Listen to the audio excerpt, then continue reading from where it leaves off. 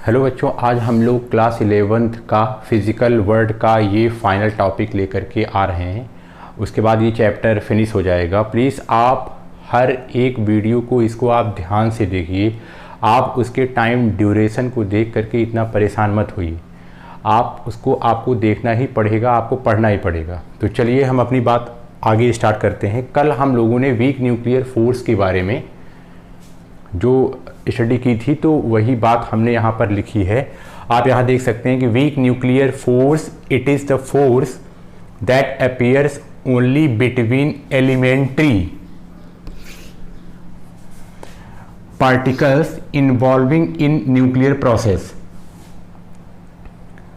ये आपको पता है कि न्यूक्लियर प्रोसेस में जब कोई एलिमेंट्री पार्टिकल होता है और जब उसमें कुछ ना कुछ एक्टिविटी होती है तो कुछ नए पार्टिकल जनरेट होते हैं, तो उन्हीं दो पार्टिकल के बीच में वीक न्यूक्लियर फोर्स काम करता है। Such as beta decay of a nucleus. In beta decay nucleus emits and electrons and uncharge particle anti neutrino. So the electron and anti neutrino interact with weak nuclear force. तो जो बात हम लोगों ने वहाँ चर्चा की थी, यही बात हम लोगों ने यहाँ पर लिखी है। अब एक बात आपको यहाँ, अब आपने चारों टाइप के फोर्स पढ़ लिए हैं। ये क्या है? Strong nuclear force. ये क्या है? Electromagnetic force. ये क्या है? Week nuclear force. और ये क्या है? Gravitational force. तो ग्रेविटेशनल फोर्स नेचर का सबसे वीकेस्ट फोर्स होता है और स्ट्रांग वाला सबसे ज़्यादा। तो आप इसका सीक्वेंस याद रखेंगे, स्ट्रांग, इलेक्ट्रोमैग्नेटिक, वीक और ग्रेविटेशनल फोर्स। अब आप आगे देखिए property of weak nuclear force. ये सारी चीज़ें आपको बता दी गई हैं। पहला, it operates through nucleus size 10⁻⁻15 metre. मतलब ये न्यूक्लियस के अंदर ही काम करता है। उसका जो रेंज होता है वो 10⁻16 मीटर तक ही होता है।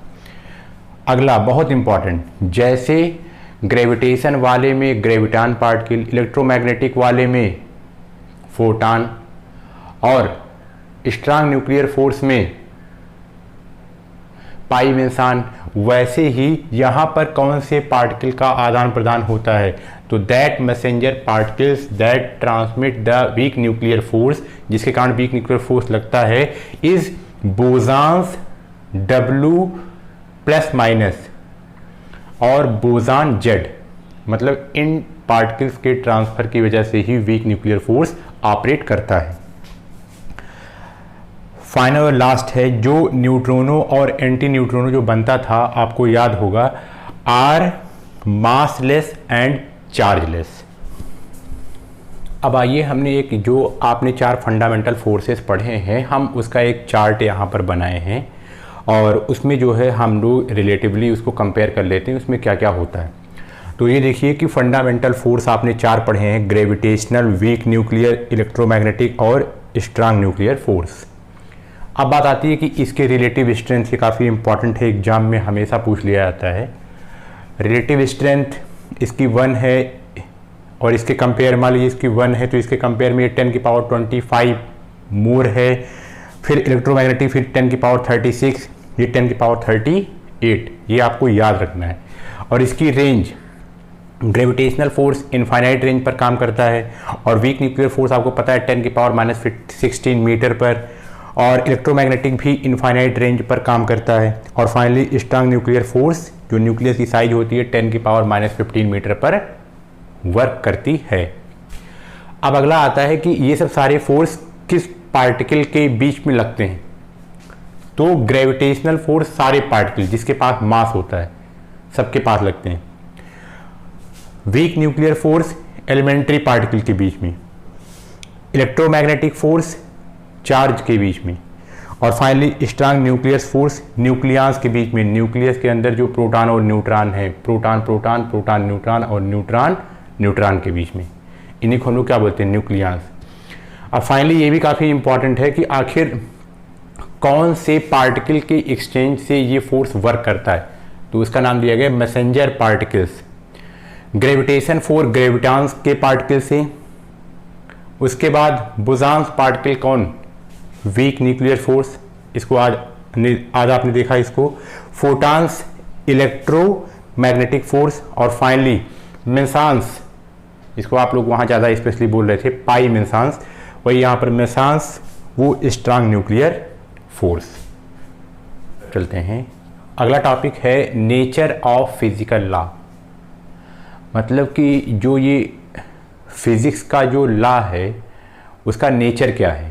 तो इसमें जो सबसे इम्पॉर्टेंट चीज़ हम लोग पढ़ते हैं वो पढ़ते हैं कंजर्वेशन। एक बात आप हमेशा याद रखिए कि नेचर केवल दो ही चीज़ों से मिलकर बनी है, या तो मास या एनर्जी। तो फिजिक्स में हम मास और एनर्जी इन्हीं के बारे में पढ़ते रहते हैं, मैक्सिमम टाइम एनर्जी का क्या है, कैसे हुआ, क्या नहीं। तो कहने का मतलब सारा का सारा जो नेचर है वो सिर्फ दो ही पार्ट से मिलकर बना है, मैटर और एनर्जी।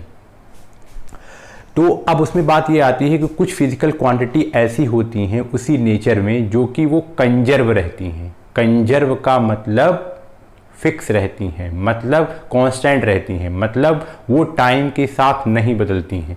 अगर ऐसा कुछ उनके साथ है तो इसका मतलब कि वो कंजर्व हैं। अच्छा, तो ऐसे ही अब बात आती है कंजर्व्ड क्वांटिटी क्या होती है। ऐसी क्वांटिटी जो टाइम के साथ कभी चेंज ना हो, अनचेंज रहे, ऐसी फिजिकल क्वांटिटी को हम लोग क्या बोलेंगे, उसको बोलेंगे कंजर्व्ड क्वांटिटी। ये फिक्स है, टाइम चाहे जहाँ से यहाँ हो जाए, कैसे भी हो जाए, लेकिन वो बदलने वाली नहीं है। जैसे आपने अपने प्रीवियस क्लासेस में पढ़ा है एनर्जी कंजर्व होती है, या आपने 10th में पढ़ा है कि चार्ज जो है कंजर्व होता है। तो कंजर्व में कौन कौन सी फिजिकल क्वांटिटी है, जैसे चार्ज हो गई, जैसे आपकी एनर्जी हो गई, जैसे आपका मोमेंटम हो गया। मोमेंटम भी कंजर्व होता है, ये आपने कहीं ना कहीं क्लास 9th में पढ़ा है। जैसे एंगुलर मोमेंटम, अब आप आगे आकर के पढ़ेंगे कि एंगुलर मोमेंटम भी कंजर्व होता है। तो ये कहने का मतलब ये है कि नेचर ऑफ फिजिकल लॉ में हम कंजर्वेशन की बात करते हैं। जो फिजिकल क्वांटिटी कंजर्व है उसी की बात करते हैं। Conservation of energy, conservation of angular momentum, conservation of charge, conservation of linear momentum, ये इस टाइप्स के कंजर्वेशन हैं। और इन सब टाइप के कंजर्वेशन की जो विस्तृत चर्चा है, जो डिटेल्ड में जो इसकी स्टडी है, वो हम लोग यहाँ नहीं करेंगे। आगे हमको आने वाले चैप्टर में इसको धीरे धीरे ये सब बातें हमें आएंगी और फिर हम इसको पढ़ते जाएंगे। केवल यहाँ पर एक कंजर्वेशन है जो कंजर्वेशन ऑफ चार्ज, वैसे भी आप क्लास 10th में पढ़ करके आए हैं, लेकिन आप कंजर्वेशन ऑफ चार्ज वाला पार्ट क्लास 12th में पढ़ेंगे। बाकी जितना भी कंजर्वेशन है आपको यहीं क्लास 11th में ही पढ़ लेना है। अब जैसे आप यहाँ देख रहे होंगे कि हमें नेचर ऑफ फिजिकल लॉ के बारे में यहाँ पर पढ़ना है, तो इसमें हमको मिला के कंजर्वेशन का लॉ पढ़ते हैं। तो हम ऐसी फिजिकल क्वांटिटी के बारे में पढ़ते हैं जो नेचर में कंजर्व रहती है, टाइम के रिस्पेक्ट में वो चेंज नहीं होती है। अच्छा, तो जैसे आप कुछ नाम सुने होंगे, law of conservation of energy, ऐसे law of conservation of linear momentum, ये आप जानते होंगे। Law of conservation of angular momentum, ये भी आगे आएगा। Law of conservation of charge, ये आपको क्लास 12th में पढ़ना है। खाली अभी आप यहाँ पर एक बात चर्चा कर लीजिए, क्या कि कंजर्वेशन का मतलब क्या होता है। आप कंजर्वेशन की डिफिनीशन याद किए होंगे एनर्जी की, तो आप बोलते हैं कि energy neither be created nor be destroyed. मतलब एक बात आप ये जान लीजिए, जहाँ पर कोई भी चीज़ क्वांटिटी, फिजिकल क्वांटिटी कंजर्व है, तो इसका मतलब ये पक्का है। अगर वो कंजर्व है का मतलब है वो फिक्स है, का मतलब है ये कि ना तो वो बनाई जा सकती है और ना ही वो बिगाड़ी जा सकती है। इसीलिए एनर्जी को ना कोई क्रिएट कर सकता है और ना ही कोई उसको बिगाड़ सकता है। तो ये सारी की सारी चीज़ें हम आगे आने वाले चैप्टर्स में अच्छे से पढ़ेंगे और इनके बारे में वैसे भी आपको बेसिक आइडियाज़ होगा। तो आज आपका ये चैप्टर फर्स्ट फिजिकल वर्ल्ड समाप्त हो गया है।